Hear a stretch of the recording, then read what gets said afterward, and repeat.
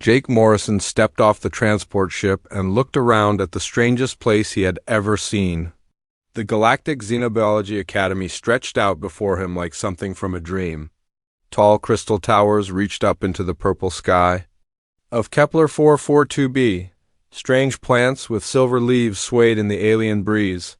And everywhere he looked, there were beings that definitely were not human. A creature that looked like it was made of living rock walked past him. Its footsteps made the ground shake a little. Behind it came something that reminded Jake of a giant butterfly, but with 6 wings that sparkled like diamonds. The butterfly creature was talking to what appeared to be a walking tree with glowing blue bark. Jake pulled his old backpack higher on his shoulders and tried not to stare. He had studied pictures of different alien species for months before coming here, but seeing them in person was completely different. Back on Earth, he was just another college student. Here, he was the weird one. "Excuse me," said a voice that sounded like wind chimes. Jake turned to see a being that looked like it was made of pure light, barely holding a solid shape. "Are you the human exchange student?" "Yes," Jake said, trying to keep his voice steady. "I'm Jake Morrison." The light being flickered with what might have been excitement. "Amazing! I'm Shimmer from the Radiant Collective. I've read so much about your species. Is it true that you come from a death world?" Jake wasn't sure how to answer that. Earth seemed normal to him, but he had learned that most alien species came from much safer planets. "Well, Earth has some dangerous animals, I guess." "Dangerous animals." Shimmer's light grew brighter. "How do you sleep at night knowing that predators might be nearby?"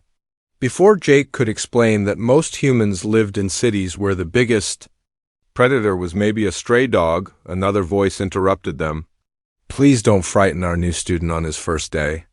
The voice belonged to a tall, thin creature with green skin and 4 arms. Each arm held a different tablet, and all 4 tablets were showing different information. "I am Dean Corthax." "Welcome to the Academy, Human Jake Morrison." "Thank you," Jake said. "I'm excited to be here." Dean Corthax's large eyes studied Jake. "Carefully, we have prepared special accommodations for you. Your dormitory room has been reinforced, and we have installed extra security systems." "Security systems?" Jake asked, confused. "Well, yes," the dean said, looking uncomfortable. "Humans are known throughout the galaxy as one of the most dangerous species. We want to make sure the other students feel safe." Jake felt his face get hot. "I'm not dangerous. I just want to study xenobiology like everyone else." Of course," Dean Corthax said quickly. "But your species evolved on a world where even the plants can kill you.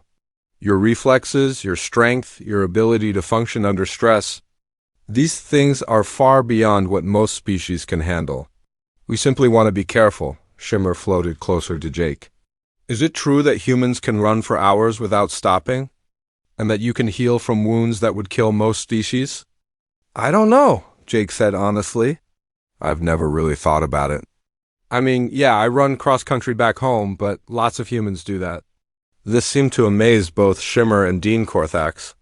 The dean made notes on one of his tablets while Shimmer flickered rapidly. "Fascinating," said Dean Corthax.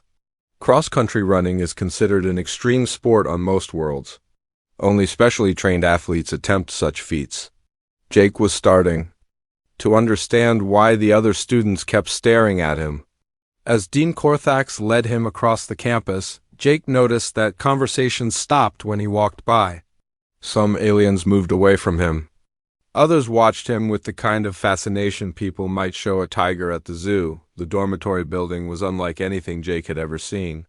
It looked like it had been grown rather than built, with smooth walls that curved in impossible ways. His room was on the 3rd floor, and the elevator moved so smoothly that Jake barely felt it.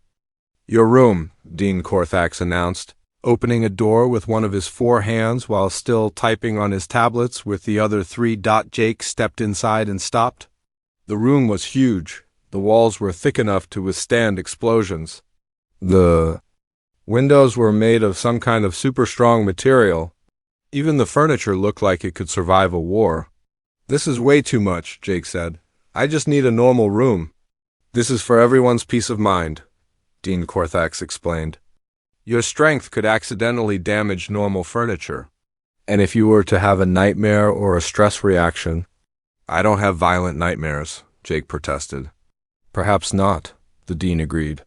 But humans dream about hunting and being hunted. This is documented fact.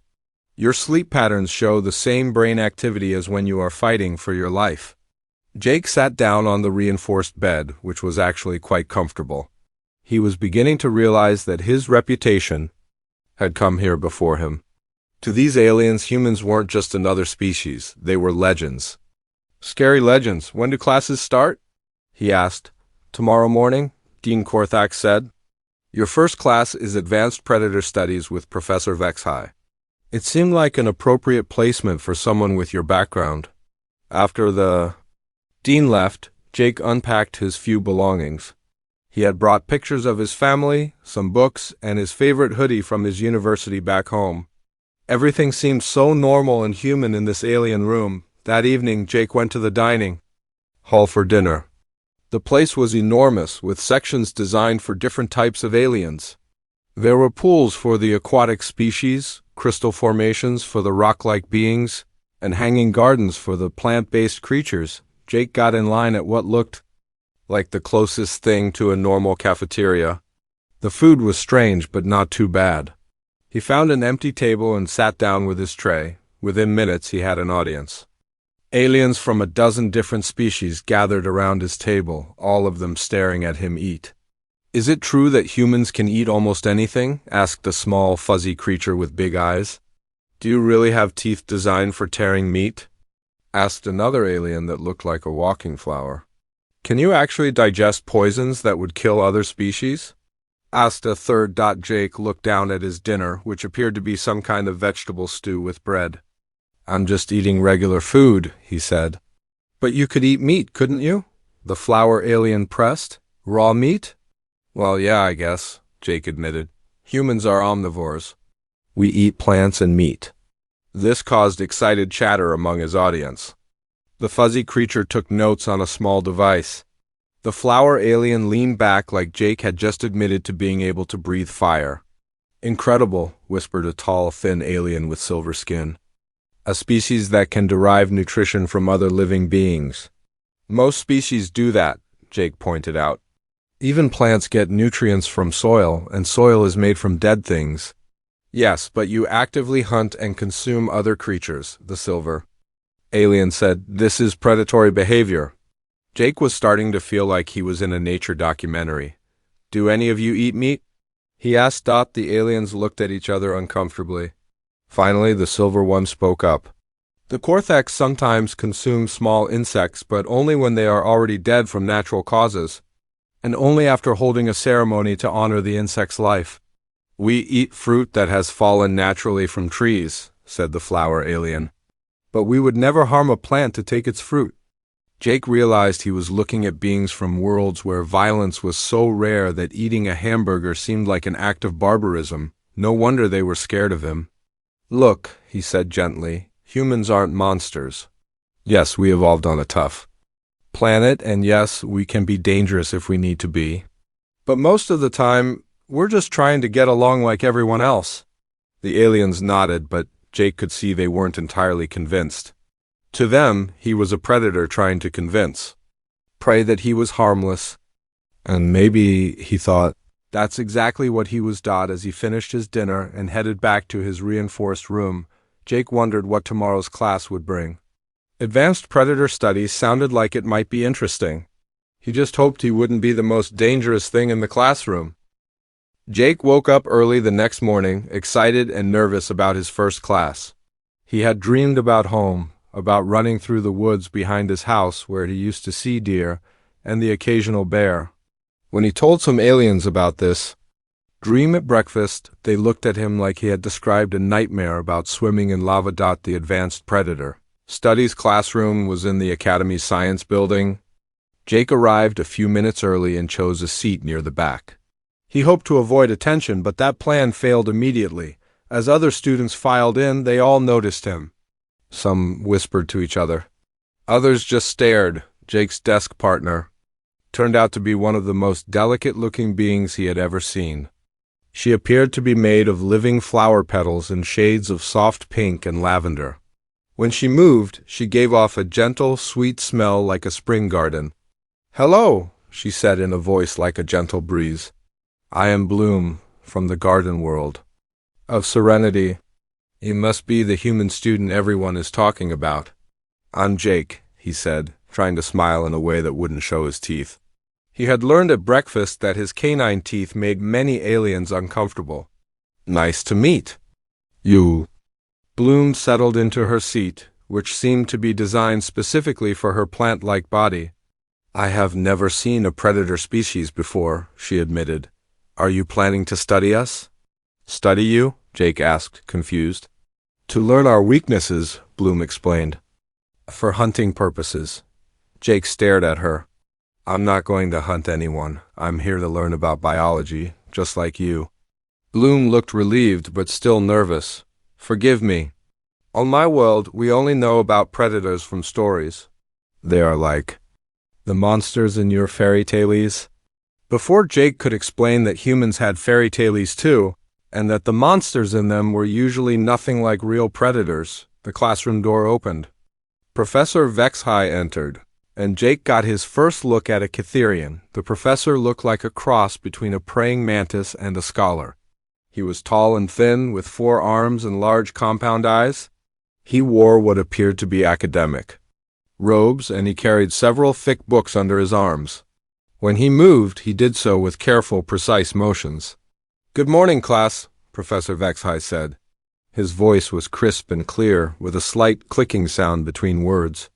"Today, we begin our study of active predators.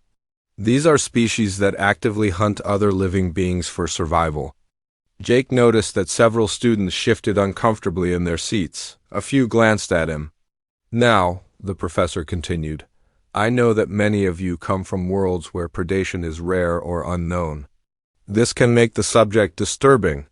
However, predators play an essential role in galactic ecosystems. Understanding them is crucial for any xenobiologist." Professor Vexhai moved to the center of the classroom, where Jake now noticed a large circular area marked on the floor. "Today, we will observe a live specimen. This will allow us to study predator behavior in real time." Several students made worried noises. Bloom's petals rustled nervously beside Jake. "Do not be concerned," the professor said. "The specimen will be contained within a force field. You will be perfectly safe." The professor pressed something on a control device, and the marked area began to glow. A cylindrical force field appeared, reaching from floor to ceiling. It was transparent but shimmered slightly, like heat waves. "Our subject today," Professor Vexhai announced, "is a Shadowclaw from the jungle world of Tempest Prime." A platform rose from the floor inside the force field. On it was a cage, and inside the cage was something that made half the class gasp in terror. The Shadowclaw was about the size of a large panther, but that was where the similarity to Earthcats ended. Its fur was black with patterns that seemed to shift and change as it moved. Its claws were longer than Jake's fingers and looked sharp enough to cut through metal. But the most unsettling thing about it was the way it seemed to flicker, as if it wasn't entirely there. "The Shadowclaw is one of the most efficient predators in known space," Professor Vexhai explained. "It possesses the ability to phase partially out of normal reality, making it nearly impossible to track or escape from." As if responding to the professor's words, the Shadowclaw suddenly seemed to become translucent. For a moment Jake could see through it. Then it solidified again, this time in a different position within its cage. Several students cried out in alarm. A rock-like Granathian student actually fell backward off his reinforced chair. Even some of the larger, supposedly braver species looked ready to run. Jake, however, found himself leaning forward with interest. The creature was fascinating. He had never seen anything like its phasing ability, but its basic body language was familiar. The way it held its head, the way its ears moved, the positioning of its body, these were things he recognized from watching cats and other predators back home. "The Shadowclaw's hunting strategy is based on patience and precision," the professor continued. "It will study its prey for hours, learning their patterns and weaknesses. As if to demonstrate this point, the Shadow Claw turned its attention to the class. Its eyes, which glowed with a faint yellow light, began to scan the room. When its gaze passed over each student, they shrank back in their seats. Bloom made a small whimpering sound and seemed to be trying to make herself as small as possible. "It's looking at us," she whispered. "It's choosing which one of us to eat. It can't get out," Jake said quietly. "The force field will hold it." But even as he said this, Jake noticed something that made him frown. There was a small control panel near the professor's desk, and one of the lights on it was blinking red. Jake couldn't read the alien writing, but blinking red lights usually meant the same thing in any language. The Shadow Claw had noticed it too. Its ears were pointed toward the control panel, and its head tilted in a way that reminded Jake of his neighbor's cat when it heard a can opener. Professor Vex-High was still lecturing, apparently unaware of the warning light. The creature's ability to phase makes it nearly invulnerable to most weapons. Its homeworld is considered one of the most dangerous in the galaxy, with a mortality rate among visitors of over 90%. More students were showing signs of panic now. A small, furry alien near the front was hyperventilating. 2 aquatic students had retreated to the water-filled section of their desk. Even the walking tree creature was backing toward the door. "Professor," Jake said, raising his hand. "Yes, Human Morrison?" Professor Vex-High turned his compound eyes toward Jake. "I think there might be a problem with the containment field." The professor looked puzzled. "What makes you think that?" Jake pointed to the blinking red light. Professor Vex-High turned to look, and his posture immediately changed. All 4 of his arms began moving rapidly over the control panel. "Remain calm, everyone," the professor said, but his voice was no longer steady. "We are experiencing a minor technical difficulty." The Shadow Claw had definitely noticed the change in atmosphere. It began pacing inside its cage, and its phasing became more frequent. One moment it was solid, the next it was ghostly, then solid again in a new position. "Professor, perhaps we should evacuate," suggested a bird-like alien with bright blue feathers. "That will not be necessary," Professor Vex-High insisted, but he was working frantically at the controls. "The backup systems will engage momentarily." Jake watched the Shadow Claw's behavior with growing concern. The creature wasn't just pacing randomly, it was testing the boundaries of its prison. Each time it phased, it appeared closer to the edge of its cage. It was learning. "Everyone stay calm," Jake said, though he wasn't sure why he felt the need to take charge. "Panic will only make things worse." Bloom looked at him with wide, frightened eyes. "How can you be so calm? That thing could kill us all." "It's not a monster," Jake said, still watching the Shadow Claw. "It's just an animal.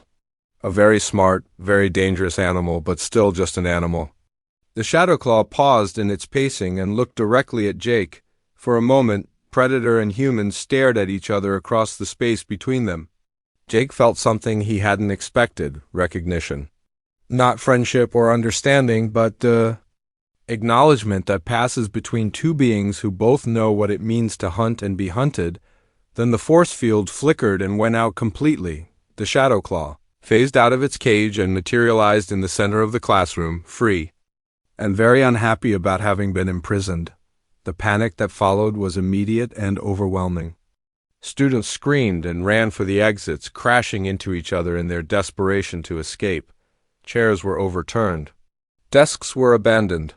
In seconds, the orderly classroom became chaos. Professor Vex-High was shouting commands, but no one was listening. His control panel was sparking and smoking, clearly beyond repair. In the middle of it all, the Shadow Claw stood perfectly still, its glowing eyes surveying the chaos it had caused. It seemed to be enjoying the fear it had created, but it wasn't. Attacking anyone? Not yet. Jake realized that the creature was probably as confused as it was angry. One moment it had been in its familiar cage, the next it was in a room full of screaming aliens. It was doing what any intelligent predator would do, waiting to see what happened next before deciding on its course of action. But Jake also knew that the waiting wouldn't last long. Soon the Shadow Claw would pick a target. And when it did, someone was going to die. Jake stepped forward slowly, his eyes never leaving the Shadow Claw.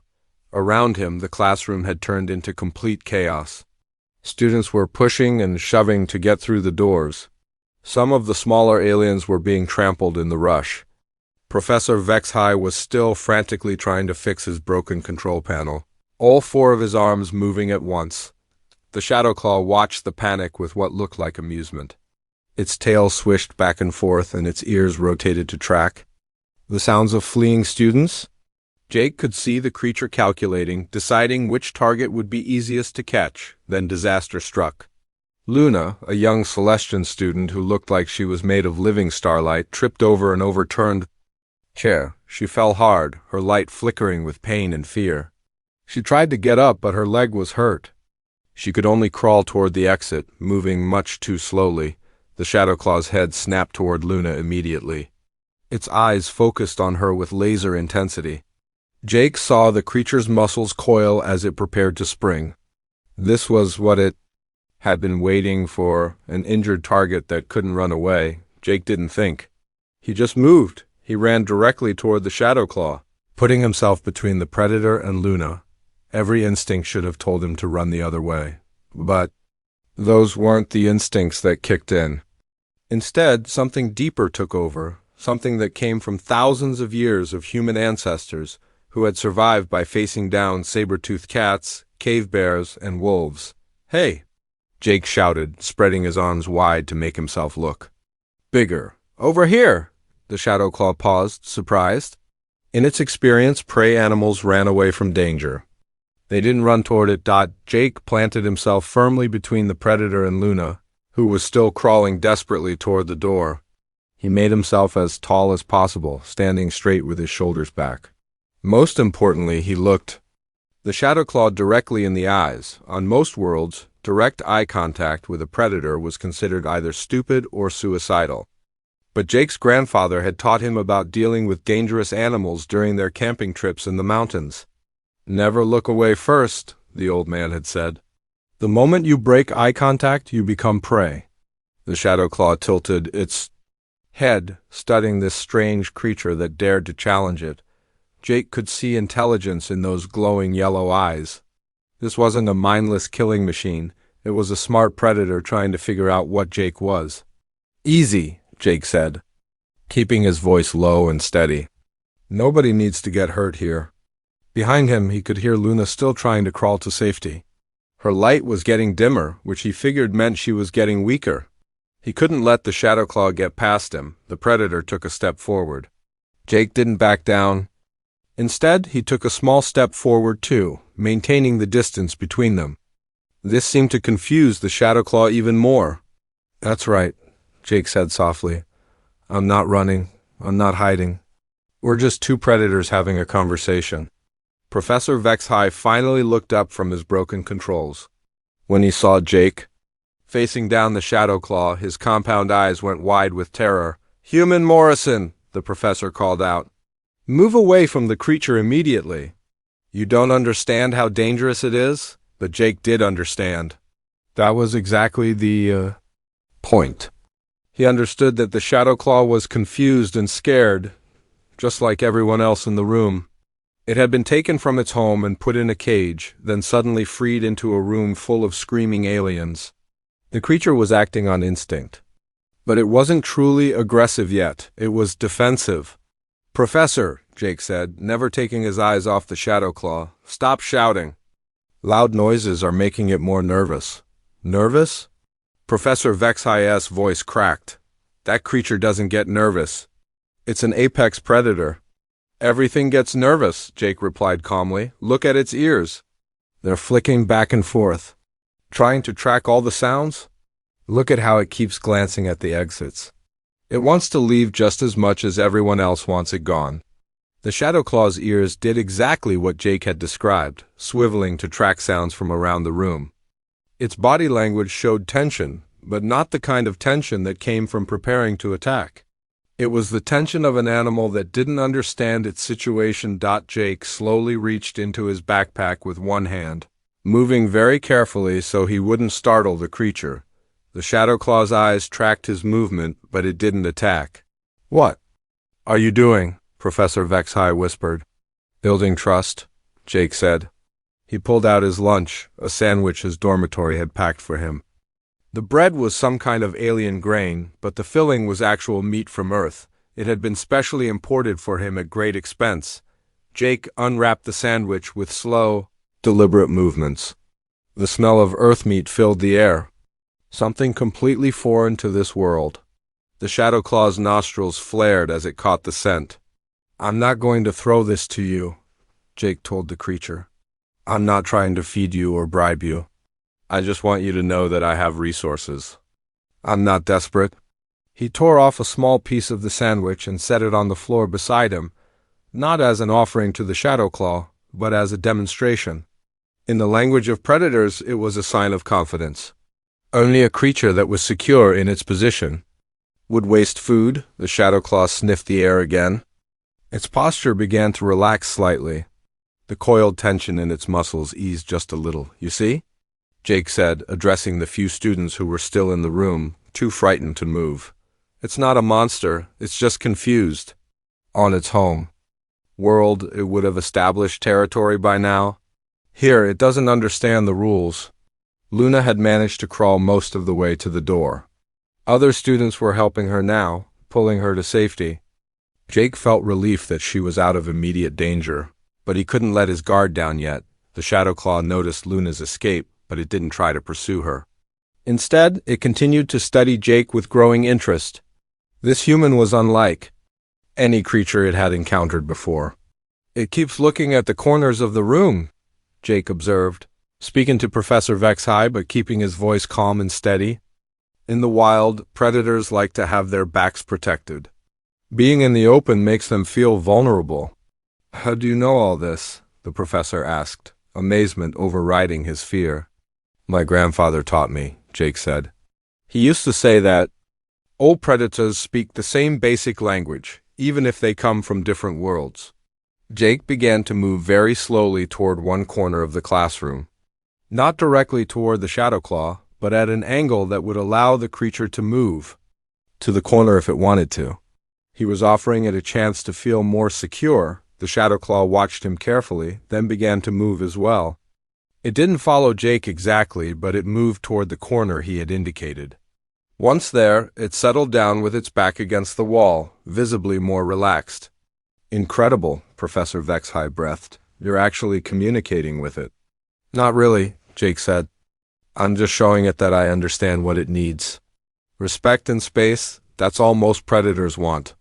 The classroom had grown quiet except for the sound of the professor's equipment still sparking and smoking. The Shadowclaw sat in its corner, no longer pacing or searching for targets. It looked almost peaceful. "How long will it stay like that?" Professor Vexhai asked. "Until someone does something threatening," Jake replied. "Or until it gets hungry, but for now it's calm." As if summoned by their conversation, campus security finally arrived. 3 guards in heavy armor burst through the door, carrying what looked like energy weapons. The moment they saw the Shadowclaw, they raised their guns. "No!" Jake shouted, but it was too late. The Shadowclaw's peaceful posture vanished instantly. It leaped to its feet, phased partially out of reality, and let out a roar that shook the windows. The brief moment of understanding between human and predator was shattered. The guards opened fire, but their energy bolts passed harmlessly through the creature's phased form. The Shadowclaw materialized behind them, its claws extended and its eyes blazing with fury. Now it truly was the monster everyone had feared. And Jake realized that all his careful work to calm the situation had just been undone by people who thought violence was the answer to everything. The real fight was about to begin, and Jake was the only one in the room who understood that sometimes the most dangerous thing you could do to a predator was to threaten it. The 3 security guards kept firing their energy weapons, but the bolts passed right through the Shadowclaw's phased form. The creature had become truly dangerous now, moving between solid and ghostly states so quickly that it was almost impossible to track. "Stop shooting!" Jake yelled at the guards. "You're making it worse." One of the guards, a large reptilian alien with thick armor, turned toward Jake. "Stay back, human." This is a security matter, but Jake could see what the guards couldn't. The Shadowclaw wasn't actually attacking anyone. It was moving aggressively, yes, and it was clearly angry, but it hadn't hurt anybody yet. It was putting on a threat display, trying to make the attackers back down without having to fight. It doesn't want to fight you, Jake called out. It just wants you to stop threatening it. Impossible, the reptilian guard replied, still firing his useless weapon. Shadowclaws are killing machines. They attack everything. Jake looked at the Shadowclaw, which had materialized on top of a desk across the room. Its claws were extended and its teeth were bared, but Jake noticed something important. The creature was positioned near one of the windows. It wasn't trying to corner the guards or students. It was looking for an escape route. Look where it's standing, Jake said to Professor Vex-High, who was still crouched behind his broken control panel. It's trying to find a way out. Professor Vex-High peered over his equipment and studied the Shadowclaw's position. You're right, he said, amazement in his voice. It's exhibiting escape behavior, not hunting behavior. The Shadowclaw phased again, this time appearing closer to the window. It pressed its front paws against the reinforced glass and let out a frustrated growl. The window was too strong to break, even for a creature with its strength. Jake made a decision that would have seemed insane to anyone who didn't understand predators. He walked directly toward the Shadowclaw, ignoring the shouts of protest from the guards and professor. Jake, no, came Bloom's voice from somewhere near the door. She had apparently stayed in the classroom despite the danger, worried about him. The Shadowclaw turned to face Jake as he approached. For a moment, the two of them were only a few feet apart. Jake could see his reflection in the creature's glowing eyes. He could smell its alien scent, something like pine trees and lightning. No, Jake said softly. You want to go home. He reached slowly into his backpack again, moving with the same careful precision he had used before. This time, he pulled out a bottle of water. He opened it and took a drink, then set the bottle on the desk next to the Shadowclaw. I'm not trying to trap you, Jake said. I'm just showing you that we can share space without fighting. The Shadowclaw sniffed at the water bottle but didn't drink. Instead, it looked at Jake with what might have been curiosity. Here was a creature that wasn't running away or attacking. It was just being present. You see, guards? Jake called over his shoulder. It's not trying to kill me. It's trying to understand what I am. The reptilian guard lowered his weapon slightly. What are you doing, human? Talking, Jake replied. Not with words, but with body language. Every predator understands body language. Jake slowly sat down on the floor, making himself smaller and less threatening. The Shadowclaw watched this with obvious interest. After a few moments, it settled down too, though it remained alert and ready to move. This is impossible, muttered one of the other guards, a tall insectoid alien. Shadowclaws don't communicate with other species. Maybe they do, Jake said. Maybe nobody ever tried to listen before. Professor Vex-High stood up from behind his control panel, his 4 eyes wide with fascination. Human Morrison, what you're It's completely contrary to everything we know about predator behavior. Maybe what you know is wrong, Jake suggested. No offense, Professor, but have you ever actually been around wild predators? Well, no, the professor admitted. Most of our research is done through remote observation or with captured specimens. That's the problem, Jake said. You're studying prisoners, not predators. Of course, they seem violent and unpredictable. How would you act if someone put you in a cage? The Shadowclaw seemed to be following the conversation even though it couldn't understand the words. Its ears tracked back and forth between Jake and the professor, and its head tilted in a way that suggested intelligence. Watch its body language, Jake continued, speaking to everyone in the room. Its ears are forward, which means it's interested. Not aggressive. Its tail isn't lashing, it's just moving slowly, which means it's alert but not angry, and look at its claws. They're retracted now. Everyone in the room looked, and sure enough, the Shadowclaw's deadly claws had disappeared. Back into its paws. It was still clearly a dangerous creature, but it no longer looked ready to attack. How do you know all this? Professor Vex-High asked, moving slowly closer to get a better view. My grandfather was a wildlife ranger back on Earth, Jake explained. He taught me that every animal, no matter how dangerous, has its own way of communicating. You just have to learn to read the signs. Jake reached into his backpack one more time and pulled out a photograph, a picture of his family taken during one of their camping trips. In the background, barely visible among the trees, was a black bear that had wandered into their campsite. This was taken when I was 12, Jake said, showing the picture to Professor Vexhai. That bear could have killed all of us easily, but it didn't. You know why? Why? The professor asked, leaning in to study the photograph. Because we didn't panic. We gave it space, we didn't threaten it, and we let it know we weren't interested in its food or territory. After about 10 minutes, it just wandered away. The Shadow Claw had noticed the photograph and was sniffing at it with interest. Jake held it a little closer, letting the creature examine it. It can smell the bear, Jake realized. Even in an old photograph, it can detect the scent of another predator. Fascinating, Professor Vexhai murmured. The olfactory capabilities of shadow claws are well documented, but to think they can detect scents from another world. The shadow claw made a sound that wasn't quite a growl and wasn't quite a purr. It was looking at Jake with what he could only describe as recognition. Not friendship exactly, but acknowledgement. One predator recognizing another. It knows I'm from a dangerous world, Jake said. It can probably smell dozens of different predators on me. To a shadow claw, I must seem like I've survived in an impossibly hostile environment.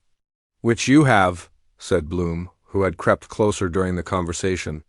Her flower petals were still trembling with fear, but she seemed fascinated despite herself. Earth is considered one of the most dangerous worlds in known space. Jake looked around the room at all the aliens watching him. The security guards had lowered their weapons completely. Professor Vexhai was taking notes on a small device. Even the students who had fled earlier were peeking back through the doorway. Maybe that's the real lesson here, Jake said. Earth taught humans to understand predators because we had to live with them. Most of your species evolved on worlds where the biggest danger was maybe a strong wind or a thorny plant. You never learned to speak the language that all predators know. The shadow claw stood up and stretched, much like a house cat might do after a nap. It looked around the room one more time, then walked to the window again. This time, instead of clawing at the glass, it simply sat down and waited. It wants to leave, Jake said. If someone could open that window, I think it would just go. Professor Vexhai looked at the guards. The reptilian guard looked at his weapon, then at the calm shadow claw, then at Jake. This goes against all protocols, the guard said. So does having a live predator in a classroom, Jake pointed out. But here we are. After a long moment, the guard walked to the window controls. With a soft hiss, the reinforced window slid open, letting in the alien breeze of Kepler-442b. The shadow claw looked back at Jake one final time. Then it leaped through the window and disappeared into the strange landscape outside. Phasing through the air until it was completely gone, the classroom was silent for several minutes. Then Professor Vexhai began to laugh, a clicking, buzzing sound that was apparently how Catherians expressed joy. In 40 years of studying predators, the professor said, I have never seen anything like that. Human Morrison, you have just rewritten everything we thought we knew about interspecies communication. Word spread through the academy faster than Jake could have imagined. By dinner time, everyone knew about the human who had faced down a shadow claw without weapons and somehow convinced it to leave peacefully. Students who had been afraid to sit near him the day before now gathered around his table, asking endless questions. Is it true you made the creature understand you? Asked a crystalline Zealothian whose body chimed like bells when she moved. Did you really just talk to it? Wondered a small amphibious being with large, curious eyes. Jake tried to explain what had actually happened, but the story kept growing as it passed from one student to another. By the time it reached the far side of the dining hall, some versions claimed that Jake had tamed the shadow claw and ridden it out the window. It wasn't like that, Jake kept saying. I just tried to understand what it needed. But his audience seemed more interested in the legend than the truth. To them, he had done something impossible, something that their own species could never have accomplished. 3 days later, Professor Vexhai asked Jake to stay after class. The Advanced Predator Studies course had been suspended while the Academy investigated what had gone wrong with the containment system. Jake worried that he might be in trouble for interfering with security procedures. "Sit down, Human Morrison," Professor Vexhai said, gesturing to a chair with one of his 4 arms. His office was filled with specimens, books, and research equipment from dozens of different worlds. "We need to discuss what happened in my classroom. Am I in trouble?" Jake asked. "Quite the opposite," the professor replied. "What you accomplished has caused something of a revolution in xenobiology circles. I have received messages from researchers on 40 different worlds asking for copies of my security recordings." Professor Vexhai activated a holographic display that showed the incident from multiple angles. Jake watched himself facing down the Shadow Claw, and he was surprised by how calm he looked. From the outside, it seemed almost routine. "I have studied predator behavior for my entire career, Professor." Vexhai continued. "I have published over 200 research papers on the subject. But in all that time, I never considered that the problem might not be with the predators, but with us." "What do you mean?" Jake asked. "We have been studying these creatures as if they were natural disasters, forces of nature to be avoided or contained. You showed us that they are intelligent beings with their own needs and motivations."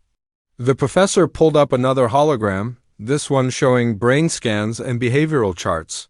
The Shadowclaw's stress levels dropped by over 60% during your interaction.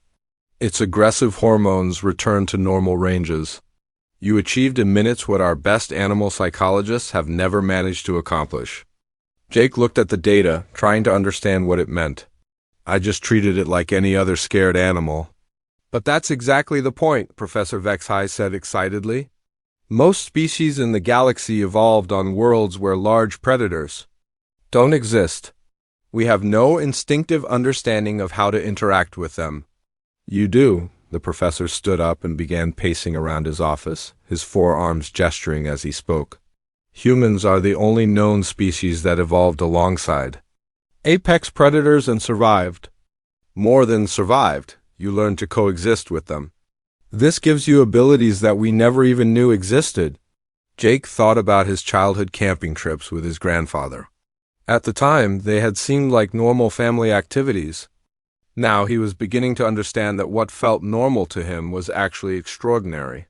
"Professor," Jake said slowly, "what are you asking me to do?" "I want you to help me rewrite our understanding of predator behavior," Professor Vexhai replied. "I want you to teach other students what you know. Most importantly, I want you to help us develop new ways of studying these creatures that don't involve cages and containment fields." Over the following weeks, Jake found himself becoming an unofficial teacher at the Academy.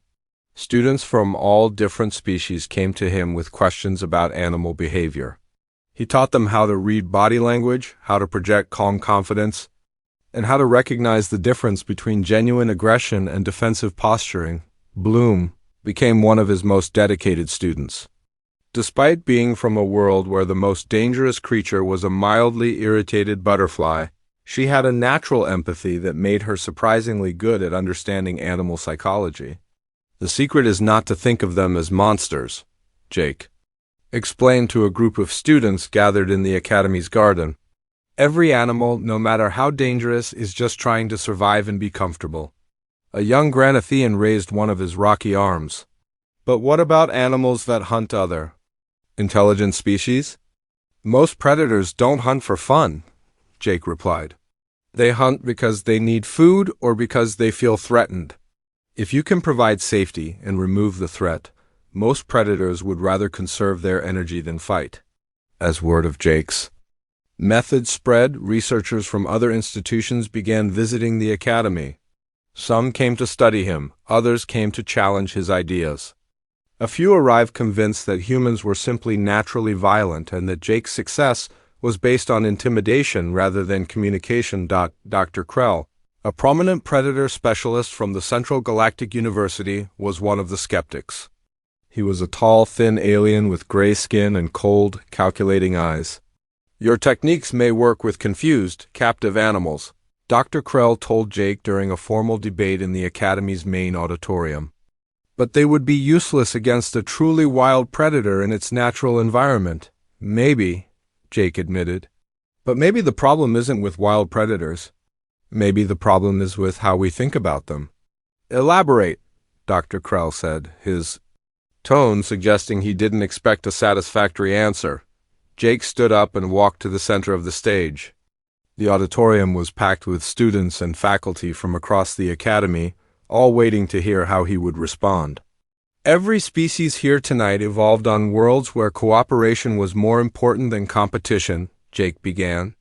"Your ancestors survived by working together, by avoiding conflict, by finding peaceful solutions to problems. That's why your societies are so advanced and peaceful," the audience murmured agreement. This was, after all, one of the things they were most proud of about galactic civilization. "But Earth was different," Jake continued. "My ancestors survived by learning to understand and coexist with creatures that could kill them easily. We had to learn their language because our lives depended on it." Jake pulled out his phone and showed a video his sister had sent him. It showed their neighbor's dog playing with their cat in the backyard. "This dog is descended from wolves," Jake explained. "The cat is descended from wild predators that could hunt prey twice their size. But they're friends because they learned to communicate with each other." He put the phone away and looked out at the audience. "On Earth, a human child learns to read animal body language before they can even walk properly. We learn to tell the difference between a dog that's playing and a dog that's angry. We learn to recognize when a wild animal is curious, scared, or territorial." Dr. Krell shifted uncomfortably in his seat. "You're suggesting that humans have some kind of supernatural ability to communicate with predators?" "Not supernatural," Jake replied. "Just practice. Lots and lots of practice over thousands of generations."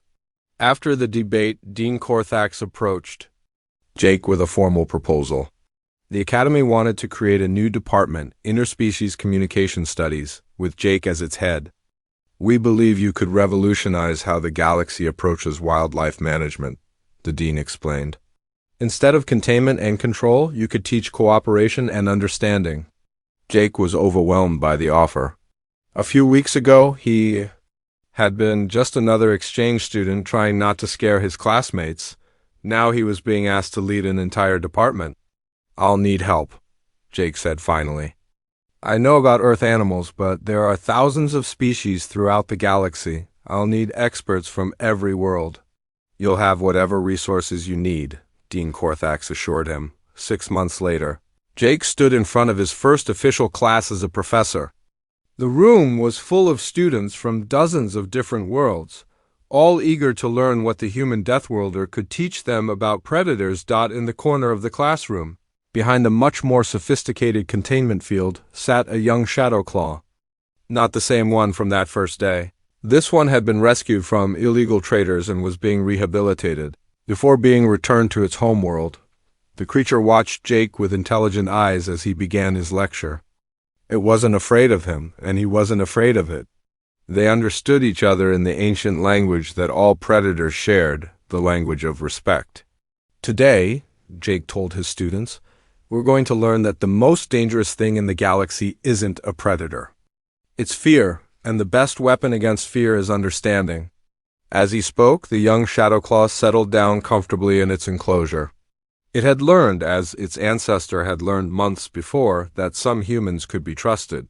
And Jake had learned that being a Deathworlder didn't mean being violent or frightening. It meant being brave enough to seek understanding in a galaxy that too often chose fear instead.